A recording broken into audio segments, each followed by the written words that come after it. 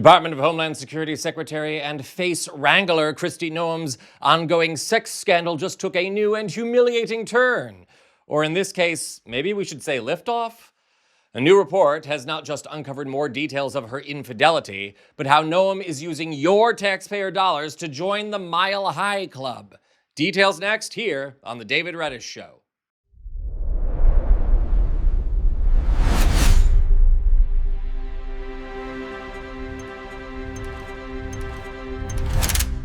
Welcome to the show, beautiful Occupy Democrats viewers. And once again, please be a dear and help me out by subscribing to our new channel now. Follow the link in the description. By doing so, you help us get the word out about corruption at all levels of the Trump administration and within the Republican Party.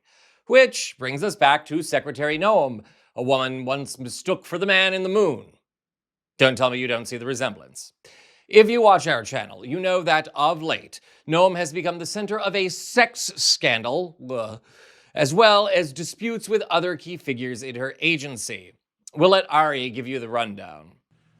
People told the Journal that Noem demanded that they drop a new plan for ICE to carry out targeted enforcement in Minneapolis, but that was the approach, of course, the director had been advocating, that Noem would berate her staff if she saw Homan on TV, that she was keeping track of their TV appearances, and is also angling with Corey Lewandowski for some sort of higher role or power within the White House of the Republican Party going forward. That is the scrutiny on Mr. Lewandowski, who, of course, is an original Trump figure all the way back from the first campaign, but that even though he is in this special government role at DHS and they fly on a government jet or a leased jet, they have security, and it's DHS. They got officers all over the place. For some reason, Lewandowski kept wanting to take the unusual step of getting a kind of government federally issued gun. And the Journal reports that despite his power and proximity to the president, this is just not done, because at DHS you have the people with the guns in those roles, not the executives also having guns. And a lawyer would not sign off on it. And then days later, that lawyer was put on an administrative leave. Lewandowski eventually persuaded other lawyers to sign off on some aspects of this. Apparently, he wanted a gun and a badge.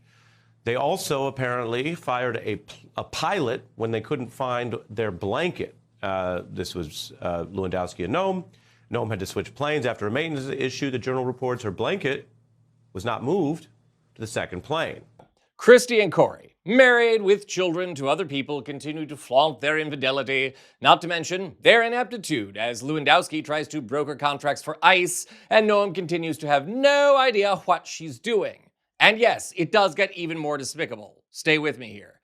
First, you will be happy to know that the American people are not warming to Noem, whose job has been on the bubble for the past few weeks following the actions of ICE in Minneapolis. Polls overwhelmingly show Americans opposed to the tactics of Noem's agency.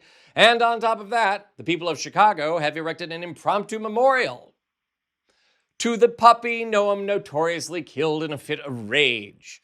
I'm proud to be from Chicagoland as always. Moving on. As if all of this wasn't bad enough news for Noem and Lewandowski, now the extent of their vanity and their disregard for the American people has hit a new low. Check this out.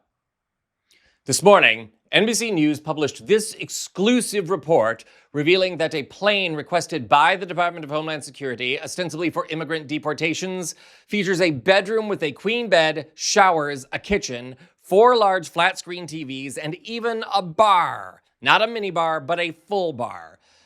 In other words, it's a condo in the sky and not likely to be used in any way for deportations. The Department of Homeland Security recently began leasing the Boeing 737 MAX 8, which Department of Homeland Security officials have described as a luxury jet. But now Immigration and Customs Enforcement is seeking approval from the Office of Budget and Management to purchase it for $70 million. A spokesperson for the agency promised that at least one of the bedrooms was being converted to an immigrant holding area. Just the one. The same spokesperson insisted the luxurious nature of the jet is just coincidental. Quote, "This new plane will serve dual missions, both as ICE deportation flights and for cabinet-level travel," close quote, the Department of Homeland Security spokesperson said in a statement. He then added, quote, "This plane flies at 40% cheaper than what military aircraft flies for ICE deportation flights, saving the American taxpayer hundreds of millions of dollars. This is part of Secretary Noem's broader efforts to clamp down on inefficiencies and save taxpayer dollars, close quote. According to NBC, the jet sleeps 14 people. Privately, other Department of Homeland Security officials have told the network the idea of using the jet for immigrant deportations is, quote, far-fetched. And lest you think that somehow, against all common sense, this new pimp ride would be used for deportation, you should know that Noem has already begun flying on it, and that she gave out marketing pamphlets to fellow passengers, boasting, quote, exceptional interior design by renowned New York designer Peter Marino, and that, quote, no expense has been spared, and every detail has been meticulously executed, close quote. So again, this exposes Noem and Corey Lewandowski as the rakes that they are. Like everyone in this damn administration, they're using their power to attack American civil liberties, enrich themselves, squander our tax dollars that could be going to health and infrastructure, and, above all, have adulterous sex in the sky. Someone relegate these two lovebirds to a commercial flight. They can keep it in the spirit latrine if they're feeling frisky, just like everyone else. And frankly, getting flushed on a Spirit flight bathroom seems too tame for that pair. This is the David Reddish Show.